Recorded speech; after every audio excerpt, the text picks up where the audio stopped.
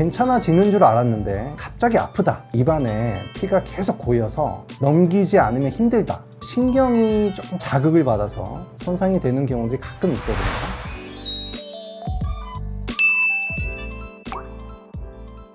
오프닝 가겠습니다. 테이크 1. 안녕하세요. 세상의 모든 치아 이야기 세모치, 저는 한민우 원장입니다.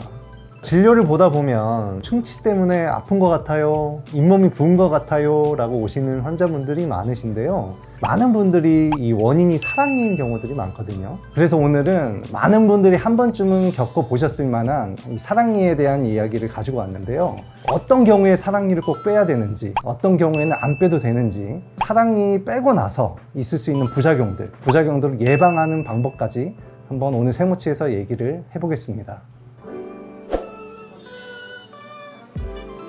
사랑니 부위에 통증이 있다는 것은 주변으로 염증 반응이 있다는 얘기거든요.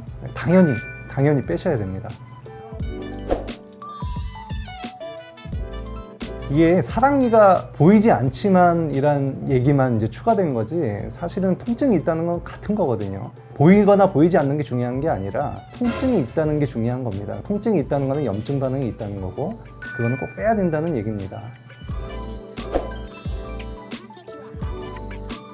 통증이 없다는 거는 괜찮다는 얘기인데, 걸린다는 말은 반듯하게 나지 않았다는 얘기고, 추후에 문제가 생길 확률이 높아 보이기 때문에, 물론 환자분 엑스레이도 봐야 되고 실제 임상 사진도 봐야 되겠지만 이것도 빼는 것이 추천이 되긴 합니다. 집에서 이제 간단하게 자가 진단하실 수 있도록 간단 명료하게 정리를 해드릴 텐데요, 사랑니는 대부분의 경우가 이 빼는 경우들이 많기 때문에 사랑니를 빼지 않아도 되는 경우만 제가 두 가지로 요약을 해서 말씀을 드릴게요. 첫 번째, 사랑니가 굉장히 잘 나 있고 위아래로 잘 교합이 되면서 청결하게 잘 유지가 된다고 하면 이런 경우는 사랑니를 굳이 빼실 필요는 없습니다. 그리고 두 번째, 사랑니가 뼛속에 깊이 묻혀 있고 크게 문제도 일으키지 않으면서, 이런 분들은 이제 제가 사랑니가 있나요? 이러시는 분들이 많거든요. 자, 이런 경우도 사랑니를 굳이 찾아서 빼실 필요 없습니다. 대부분은 이제 이 경우에 해당하지가 않죠. 사랑니 주변으로 음식물이 좀 끼네, 가끔 피가 나고 잇몸이 붓는 증상이 나타나네, 이러신 분들이 많거든요. 그러니까 이런 분들은 꼭 치과 검진이 필요하시고 치과에서 발치를 하시기를 바랍니다. 흔히 이제 사랑니를 빼시고 나면 붓고 아프기 때문에 입이 잘 벌어지지 않는 그런 개구 제한이 오실 수가 있거든요. 이제 이거는 개인차가 있을 수가 있어요. 어떤 분들은 뭐 하루 이틀 만에 괜찮아지실 수도 있고, 어떤 분들은 일주일가량 천천히 괜찮아지실 수도 있고요. 속도는 문제가 되지 않는데 방향성이 중요합니다. 방향성.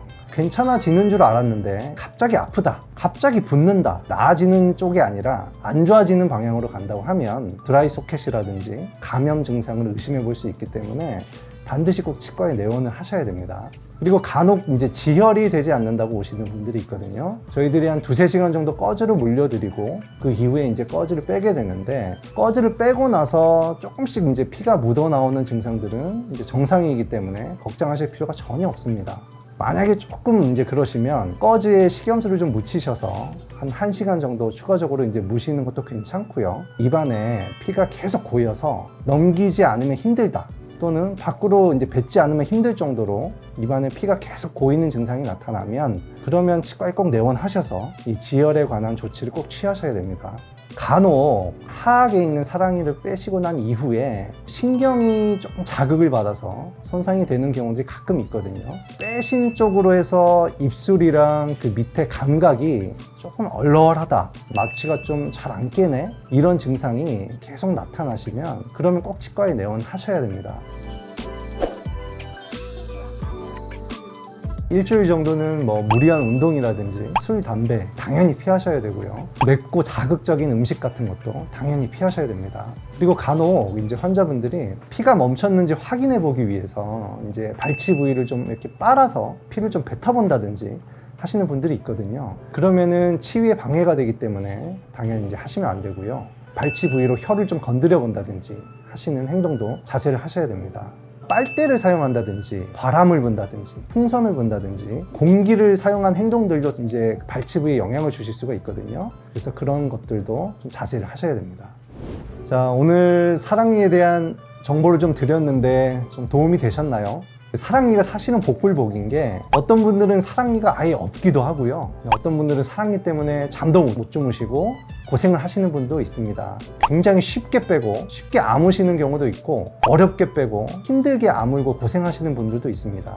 나는 왜 이러지? 저주받았나? 뭐 이러신 생각을 하실 필요가 전혀 없고요. 아까 이제 말씀드린 그런 발치 전조 증상 같은 것들을 본인이 느끼신다고 하면 꼭 치과에 내원하셔서 주치의랑 상의하셔서 발치를 하셨으면 합니다. 실제로 이제 빼는데 한 10분 정도밖에 걸리지 않거든요. 너무 염려하지 마시고 너무 고민하지 마시고 치과에 꼭 내원하셔서 검진하시기를 추천드립니다. 지금까지 세상의 모든 치아 이야기 세모치, 저는 한민우 원장이었습니다. 다음에 다시 만나요. 안녕.